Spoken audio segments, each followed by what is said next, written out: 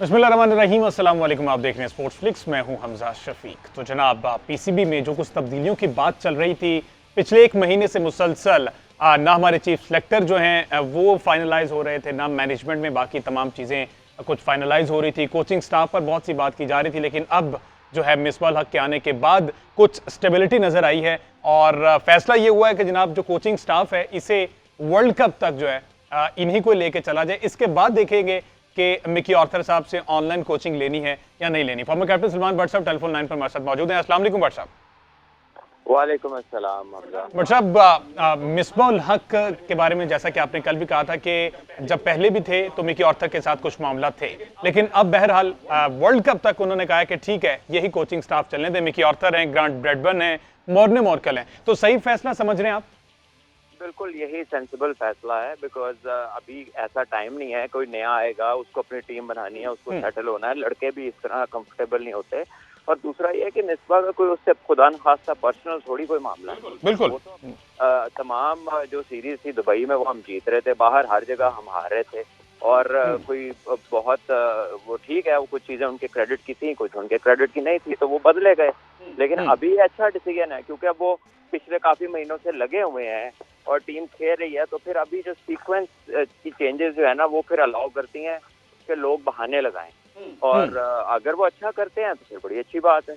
तो I think ये एक सेंसिबल डिसीजन है। अच्छा, इस डिसीजन को बेस बना के इन्हीं से मशवरा लेकर टीम सेलेक्ट की जा सकती है, क्योंकि हमने अपनी जो बेंच स्ट्रेंथ है उसको भी आजमा लिया। इमर्जिंग एशिया कप में हमने देखा परफॉर्मर अच्छा परफॉर्म कर गए वो क्रिकेटर्स। तो अब चीफ सेलेक्टर की जहां पर जरूरत है वहां पर इन्हीं कोचिंग स्टाफ से ही हेल्प लेके इन्हीं से पूछ के अगली भी टीम बना दी जाएगी, एशिया कप के लिए भी और वर्ल्ड कप के लिए भी। देखिए, ये तो अब डिपेंड करता है। वर्ल्ड कप की और एशिया कप की जो टीम है पाकिस्तान की, वो तो ऑलमोस्ट अपने आप को खुद सिलेक्ट करती है। उसमें कोई एक आधे बंदे, दो बंदों पे, मैक्सिमम एक से दो बंदों पर बहस होती है, वरना तो उसके कोर प्लेयर्स कोर ही होते हैं। शाहीन है, हारिस रऊफ है, बाबर है, इमाम है, फखर है। अब इनको किसी ने सिलेक्ट तो नहीं करना। इसी तरह और भी 5 बॉलर्स हैं, बैट्समैन है, स्पिनर है, नवाज है, आगा सलमान है, तो अपनी परफॉर्मेंसेस से सिलेक्टेड है, शादाब है, ठीक है ना।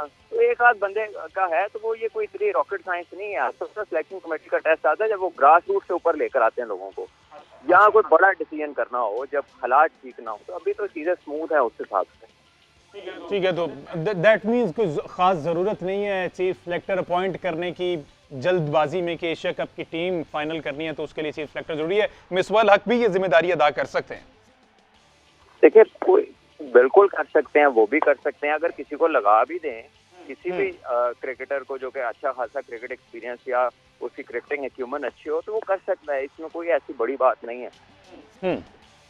ठीक है, चलें ये मैनेजमेंट पे छोड़ते हैं जी, क्या फैसला करते हैं। इसके बाद व्हाट्सएप काफी अरसे से डोमेस्टिक पर बात की जा रही थी कि अभी वो ही फाइनलाइज नहीं हो पाया कि डोमेस्टिक सीजन जो है अब वो कब से स्टार्ट होना है और कब और कितनी टीमें, कुछ टीम्स बढ़ाने की भी बात हो रही थी। तो उस पर नए डोमेस्टिक सीजन में रीजन्स और डिपार्टमेंटल टीमें शरीक होंगी और ये हमेशा से ऐसा आ रहा है। क्या समझते हैं आप, बढ़ानी चाहिए टीम्स या इन्हीं को लेके चला जाएगा फिर ही हमें क्रिकेटर्स मिल पाएंगे? देखिए, टीम्स तो बढ़ गई हैं, रीजन जब आ गए हैं तो फिर टीमें बढ़ गई हैं। मेरा ख्याल है कि एक होगी कायदे आजम ट्रॉफी जिसमें सिर्फ रीजन्स खेलेंगे, 16 टीमें शायद या 8 टीमें, और एक होगी पैट्रन्स ट्रॉफी जो बाद में होगी जिसमें सिर्फ डिपार्टमेंट्स खेलेंगे जो कि 8 हैं। ठीक है, ठीक है, चले इस पर मजीद बात कर लेंगे, क्योंकि अभी इस पे फैसला होना बाकी है कि कौन कौन सी। और वैसे यही कहा जा रहा है कि फर्स्ट क्लास और ग्रेड 2 के म्यार पर ये फैसले होंगे, आगे फर्दर जितने भी फैसले होंगे। सेंट्रल कॉन्ट्रैक्ट भट्ट साहब अभी तक ताखीर का शिकार है। इसके लिए तो मैनेजमेंट में स्टेबिलिटी जरूरी है। अगर मैनेजमेंट स्टेबल नहीं है और ये तमाम चीजें, तो सेंट्रल कॉन्ट्रैक्ट बीच में लटका हुआ है। तो क्या समझ रहे हैं आप, इसका होना जरूरी है एशिया कप से पहले, या जिस तरह से चल रहा है प्लेयर्स को ये चीज बॉदर नहीं करती? नहीं, देखिए, ऑब्वियसली जिन लड़कों ने पिछले साल में परफॉर्मेंसेस दी हुई हैं वो तो एक्सपेक्ट कर रहे होंगे कि उनका अपग्रेड हो। और जो लड़कों ने परफॉर्म नहीं किया, डेफिनेटली वो अपनी हाई ग्रेड में कंटिन्यू नहीं कर सकते एज पर द कंडीशन। तो ये फैसले तो होने हैं, और जो होने वाले फैसले हैं जिसके ऊपर उनकी सैलरी जानी है, तो वो तो they should not be taking time. क्योंकि ऐसा अब एक प्लेयर ने बहुत अच्छा किया और वो सी से ए या बी से ए में जाना हो और वो सिर्फ इसलिए वेट करता रहे कि कोई बंदा ऊपर नहीं है, तो ये तो अच्छा नहीं है। आई थिंक ये फैसले जल्दी होने चाहिए। अच्छा, तो हारिस रऊफ और नसीम शाह का भी नाम आया कि इनको शायद ए ग्रेड में तरक्की मिल जाए। आप सही फैसला होगा इतनी अर्ली स्टेज में नसीम शाह को ए कैटेगरी में लेना? देखे कि जो भी परफॉर्म कर रहे हैं, अगर इन लड़कों ने, हारिस ने और नसीम शाह की बड़ी अच्छी परफॉर्मेंसेज हैं तो उनका हक है इसमें। नया पुराने की बात नहीं है इसमें सर्विस मैटर नहीं करती कि कितना सर्व कर चुके हैं उसके बाद, जस्ट परफॉर्मेंस बेस ही। ये बात सर्विस की है ही नहीं। कौन सी सिलेक्शन इस क्राइटेरिया तो कि बंदा जी बहुत पुराना है, बात ये होती है कि बंदा कर क्या रहा है। तो अगर वो कर रहे हैं अच्छा, जो टीम की रिक्वायरमेंट है उसमें जीत में अपना हिस्सा डाल रहे हैं, तो दे डिजर्व द अप्रिसिएशन, और वो इन्हीं सूरतों में होती है। ठीक है जी, ये तो बात होगी जी पाकिस्तान क्रिकेट बोर्ड के मामलात के वाले से। अब थोड़ी सी बात कर ली जाए वर्ल्ड कप का शेड्यूल जो चेंज किया गया है। बट सब क्या समझते हैं, बीसीसीआई बहुत ज्यादा पॉलिटिसाइज नहीं हो चुका? क्योंकि अब वहां पर कोई ना कोई इवेंट है, अगर नवरात्रि का एक इवेंट कह रहे हैं कि वहां पे है, जिसकी वजह से आईसीसी का पूरा शेड्यूल चेंज करना पड़ा वर्ल्ड कप का, तो पाकिस्तान के मैचेज जो है उसको चेंज करना पड़ा है। तो बातें वो हमें करते हैं सिक्योरिटी थ्रेट्स की कि पाकिस्तान में हमें थ्रेट्स हैं, और अपने एक इवेंट की वजह से पाकिस्तान के मैच वो जो है चेंज कर रहे हैं। देखिए ये सिक्योरिटी के जो है मामलात, ये किसी से ढके छुपे नहीं है, और मुल्कों में, डिफरेंट रीजन्स में, दुनिया में ये प्रॉब्लम है। अनफॉर्चुनेटली पाकिस्तान को पोर्ट्रे दुनिया में ऐसा प्रोपेगेंडा इतना ज्यादा किया जाता है। exactly. हर मुल्क में मामलात होते हैं, और जहां मामलात होते हैं वहां फिर एंटिसिपेट करते हुए उनकी जो कंसर्न अथॉरिटीज होती हैं वो डिसीजंस लेती हैं। तो पाकिस्तान की आदत नहीं है कि वो इस तरह का प्रोपेगेंडा बहुत ज्यादा किसी के खिलाफ करे, लेकिन हमारे खिलाफ सारी दुनिया करती है, और इस बात का हम अक्सर अफसोस भी करते हैं, जिक्र भी करते हैं। हमारे खिलाफ जी प्रोपेगेंडा तो होता है। जय शाह ने पहले ज़का अशरफ से मिल के उन्होंने एग्री किया कि वो एशिया कप के इनॉग्रल मैच में पाकिस्तान आएंगे, लेकिन उसके बाद शायद प्रेशर आया इंडियन गवर्नमेंट का, मीडिया का, उन्होंने डिनाई कर दिया कि मैंने ऐसी कोई स्टेटमेंट नहीं दी। तो इस तरह से पहले भी हो चुका है कि वो एग्री करके उसके बाद डिनाई कर देते हैं कि हमने तो ऐसी कोई बात नहीं की। देखिए ये कोई मतलब पहली दफा तो नहीं है हमजा, बहुत दफा इस तरह की वाकयात और मामलात होते हैं, और ये चपलिश एक ऑनगोइंग है। पॉलिटिकल इंटरनल अफेयर्स हैं उस कंट्री के, और एक उनका एक कह लीजिए कि एक उन्होंने ठान लिया है कि क्रिकेट वाइज इनसे रिलेशंस नहीं ठीक करने।